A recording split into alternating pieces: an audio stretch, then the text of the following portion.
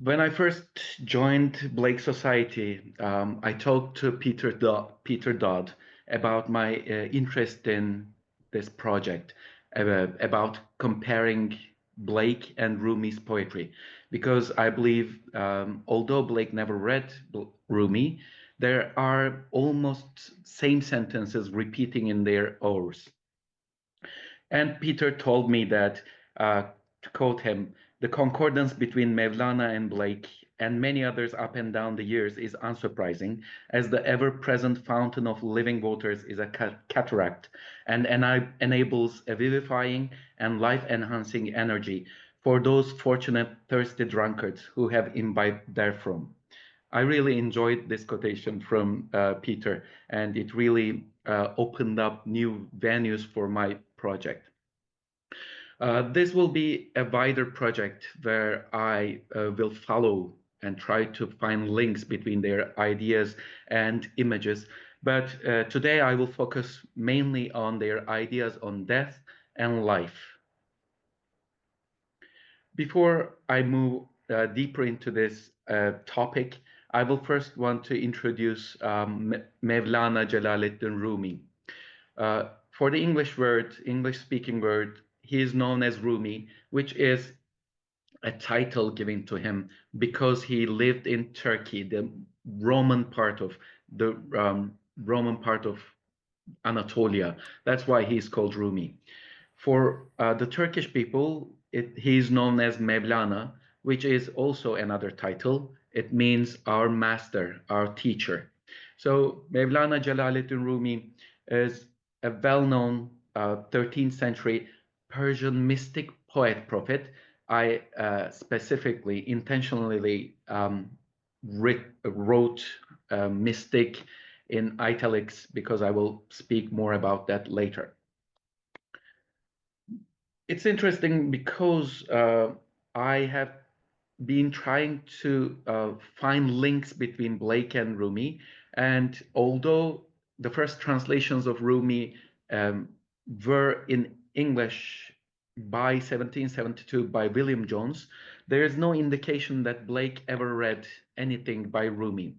But as I told you before, Rumi's words and Blake's words uh, appear to have a mystic connection between them. Mevlana Rumi was a religious leader until his introduction to and friendship with Shams Tabrizi.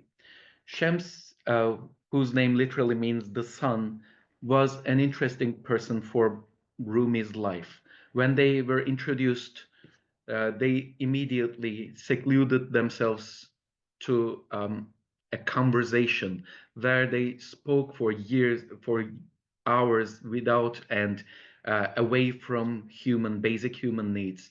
And after the disappearance of Shams, Rumi's poetry changed into a mystic explosion of love and celebration of life. I used the translations of Coleman Barks here. I think his translations are one of the best translations in English. That's why I used his translations for my project, for my paper here. So when I call them mystic, I know it is a very slippery slope. I know it's a very dangerous area to go into. And I just watched the recent talk on Yeats's idea of Blake and mysticism by Jody. And um, I will not go into detail because that talk basically sums up what I mean. But here, I really like Coleridge's description of Blake's Songs of Innocence and Experience. After he read Songs of Innocence and Experience, Coleridge wrote to Charles Augustus Tolk, quote, "Blake is a man of genius, certainly a mystic emphatically. You perhaps smile at my calling another poet a mystic, but verily I am in the very mire of commonplace, common sense compared with Mr. Blake, Apo, or rather anacalyptic poet and painter. Here, the idea of anacalyptic, which Coleridge coined, is very important because when we think of the general term of mystic, we are led to believe that it has something to do with mystery, um, which which which Blake hated in the first place. But I am using um, the term in the meaning, the definition I found in Oxford Languages, very close to this definition. A person who seeks by contemplation and self-surrender to obtain unity with or absorption into the deity or the absolute, or who believes in the spiritual apprehension of truths that are beyond the intellect.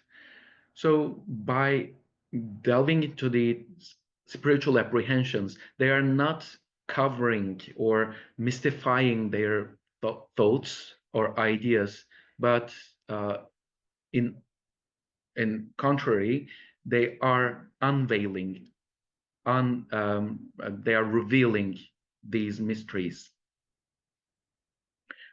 When we look at Blake's, David Erdman's A Concordance to the Writings of William Blake, it is interesting that I found it really astounding that death is the word Blake used the fourth most after loss, Albion, and man, if we exclude words like all, oh, upon, like, and as.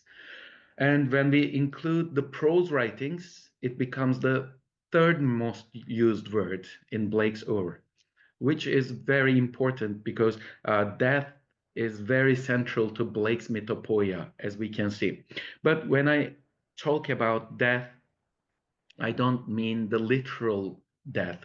I don't mean just the death of a person. And here, death is according to the Blake Dictionary, death of the physical body is the shedding of the shell which the soul or spiritual body has grown for protection in this world. It is the return of the soul to eternity. It is an episode in life, a state through which one passes, awakening to eternal life. So death is not just an end to life. It is a part of this life cycle, and it is not something to be feared. But the ideologies, the kings and priests, as Blake would call them,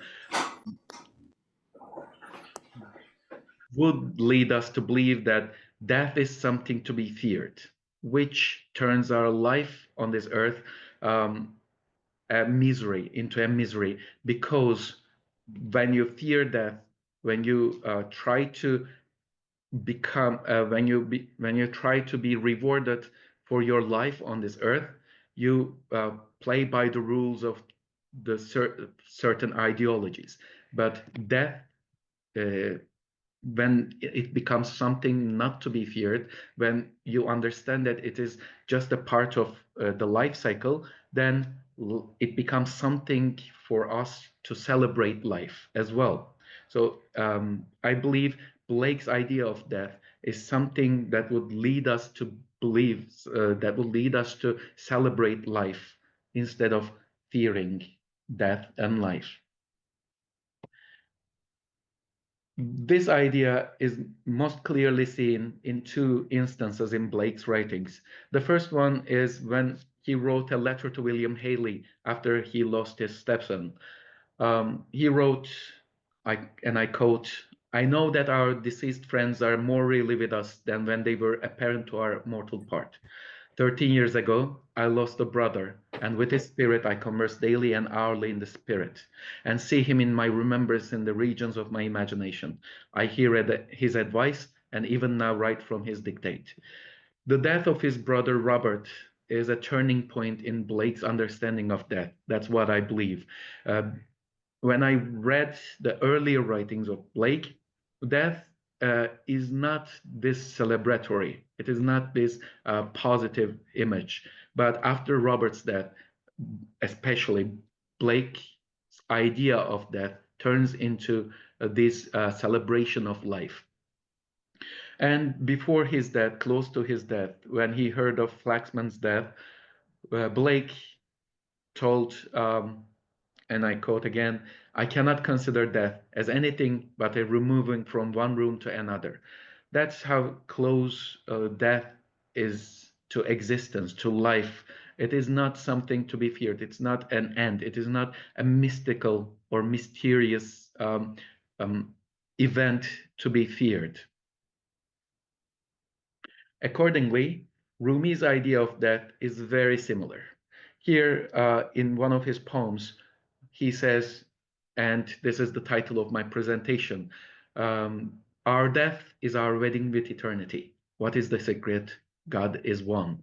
So when you understand that God and human is one, when you understand that there's no separate remote God that judges and always keeps you in check, you understand that death is just a step towards eternity, becoming eternal, becoming a part of the eternal. In another poem, Rumi says, "This place is a dream. Only a sleeper considers it real. Then death comes like dawn, and you wake up laughing at what you thought was your grief." This idea that this vegetative, earthly life is a dream is repeatedly seen in Blake's writings as well. Both of these mystic prophets find their expression through poetry and other forms of composite art. That is what is interesting as well, because these composite arts show their understanding of life as a separation from eternity, not death. The expression of mystic Sufi mysticism and Mevlana Rumi is found in the reed flute that is called ney. The reed flute is, for the Sufist mystics, a representative, a symbol of the separation from eternity. Just like humans were separated from an eternal oneness, unity, the reed flute was taken from the reed bed and it was drilled holes on them and thrown into being. That's why, since it knows the pain of separation from eternity, it has this shrill voice. Listen to the story told by the reed of being separated. Since I was cut from the reed bed, I have made this crying sound. Anyone apart from someone he loves understands what I say. Anyone pulled from a source longs to go back. The reed is a friend to all who want the fabric torn and drawn away. And this crying sound, this shrill sound, is very central to Sufi mysticism. And I want to play a short section. The sound of the ney always takes me to different places. It is one of the best instruments for me. And here, Blake's idea of composite art finds its expression through his illuminated printing. In his illuminated printing, he reveals what is hidden from eternity. So just like humanity, or this life on earth, this vegetative earthly existence is a apparent surface which hides an eternity behind it, Blake believes that through his art, he would do, and I quote, "by printing in the infernal method by corrosives, which in hell are salutary and medicinal, melting apparent surfaces away and displaying the infinite which was hid." So he wants to display the infinite which was hid. And this is very central to Blake's idea, this idea of an eternity that we have been separated from, an eternity that has been obliterated by earthly existence, is always central to Blake's mythology. This is important for both mystic poets, because, as Blake says, if the doors of perception were cleansed, everything would appear to man as it is, infinite. So our perceptions are limited in this world. And this existence, we cannot perceive what is hid behind. And only by cleansing our doors of perception can we reach that understanding. Accordingly, Rumi's ideas are similar for our perceptions. We cannot hear or we cannot see the eternal when we are closed off by our earthly senses, earthly life. And this earthly life is represented as selfhood for Blake and nafs for Sufi mystics and Rumi especially. Selfhood, according to the Blake dictionary again, is our innate selfishness.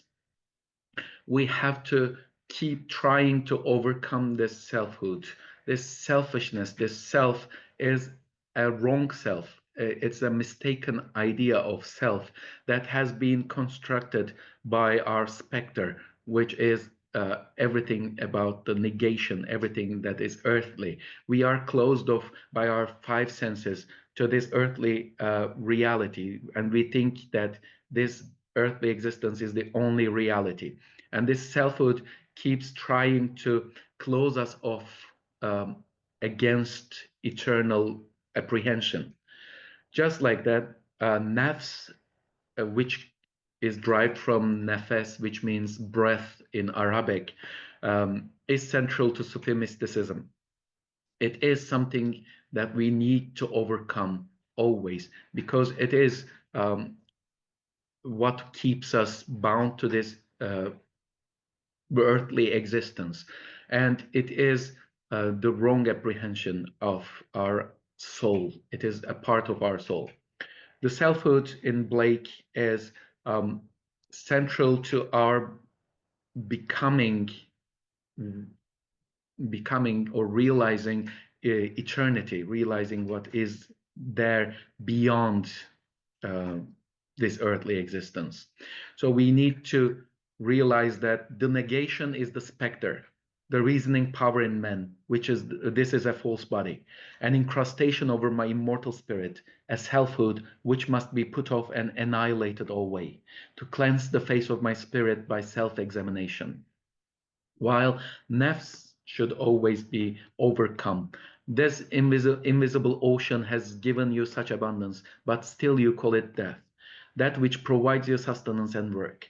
God has allowed some magical reversal to occur, so that you see the scorpion pit as an object of desire, and all the beautiful expanse around it as dangerous and swarming with snakes.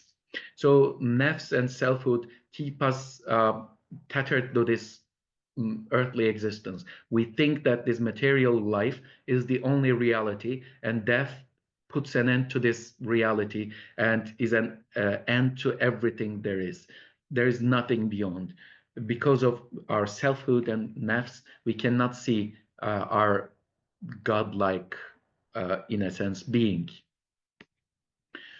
This was very interesting to find out as well. Blake's idea of fourfold imagination is very similar to the Islamic model of the soul. Here, the Islamic model of the soul shows us that nafs is the lowest part of the soul. And if we lose to this nafs, this idea of self, this idea of ego, and everything about this material existence, we are bound to earthly existence, which means dunya, the word that is written at the bottom. We are bound to an earthly existence. And this is a Satan, satanic or shaitan. This is the Satan's path. But we have also akıl and kalp, which are which are mind and heart, respectively. And ruh means spirit or soul. And through this balance, through this understanding, we can reach Allah or Akhirat, which is eternity. So this is very similar to Blake's idea of the fourfold imagination, just as Urthona Luva urizen and tharmas need to be in a balanced state to reach the human God. Here we need to find a balance between nafs and ruh, and akıl and qalb. So this we can do by a constant annihilation of the self. This, Blake says, is central to put off in self-annihilation all that is not of God alone, to put off self. We need to always keep annihilating the self. We need to destroy this idea of a self, of a misguided selfhood. And for Mevlana Rumi as well, this can only be done through dying before dying. You must die before dying. Be melting snow. Wash yourself of yourself. So always cleansing this ego is central to Blake and Rumi. This metaphorical death is very central to becoming one with God. And for Sufi mysticism, the idea of Ana al-Haq, or I am the truth, or I am God, is very central. This was a saying by Mansur Hallaj, but because this can be mistaken, he was prosecuted and executed. He was crucified, as you can see in the painting, and then burned at the stake. But this painting is very similar to Blake's painting of Albion Rose or Glad Day, because this crucifixion and burning is not a terrifying or destructive end. It is a part to realize that human or man or I am a part of God. And this finds expression in Rumi's poetry as his imagination and he himself would vanish with all his knowledge obliterated into a new being, new birth, a perfectly clear view, a voice that says, I am God. And for Blake's idea of Albion, Blake's idea of Albion or the great eternal great humanity divine, therefore God becomes as we are, that we may be as he is. So this idea of uniting within a larger body that is either called God or man or God-man is central to both their philosophies and ideals. And I will end my talk with a quotation from one of my favorite films, The Fountain. It is very similar to this. Death is the road to awe. That becomes our road to awe. It is not something to be feared. Thank you.